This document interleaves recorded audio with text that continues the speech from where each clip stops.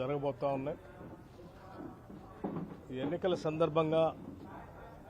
ఈ 116 మున్సిపాలిటీలో 7 కార్పొరేషన్లో ఉన్నటువంటి ప్రజలందరికీ కూడా మీ ద్వారా హృదయపూర్వకమైనటువంటి విజ్ఞప్తి, పెద్ద ఎత్తున ప్రజాప్రభుత్వానికి సంబంధించినటువంటి కాంగ్రెస్ పార్టీ అభ్యర్థులు అక్కడక్కడ కొన్ని చోట్ల మిత్రపక్షాలతో కూడా కలుపుకొని పోటీ చేస్తున్నటువంటి వారందరూ కూడా సహృదయంతో ఆశీర్వదించి పెద్ద ఎత్తున భారీ మెజార్టీతో గెలిపించవలసిందిగా విజ్ఞప్తి చేస్తా ఉన్నాం. ఈరోజు రాష్ట్రంలో ఉన్నటువంటి ఆర్థిక వనరులు అట్లాగే సహజ వనరులు అన్నిటినీ కూడా సాధ్యమైనంత మేరకు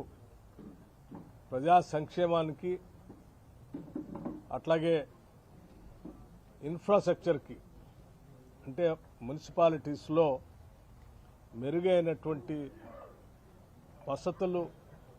ఏర్పాటు చేయడానికి కావాల్సిన విధంగా గత 2 సంవత్సరాలుగా ఈ రాష్ట్ర ప్రభుత్వం ఎడతెరిపి లేకుండా రాష్ట్ర ముఖ్యమంత్రి రేవంత్ రెడ్డి గారి నాయకత్వంలో ఉన్నటువంటి కేబినెట్ పూర్తి స్థాయిలో వీటిని అమలు చేసుకుంటూ ముందుకు పోతా ఉన్నాం. అందులో ప్రధానంగా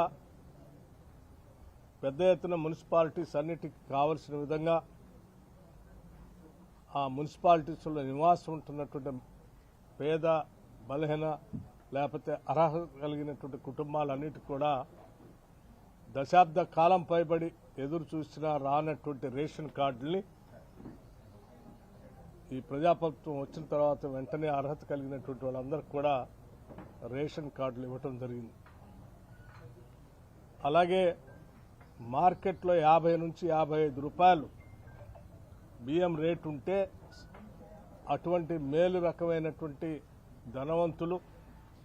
పెద్దవాళ్ళు తినేటువంటి ఆ బియ్యాన్ని, సన్న బియ్యాన్ని ఈరోజు ప్రతి మనిషికి 6 కేజీల లెక్క గట్టి రేషన్ కార్డు హోల్డర్స్ అందరికి కూడా పంపిణీ చేసే కార్యక్రమం చేస్తూ ఉన్నాం.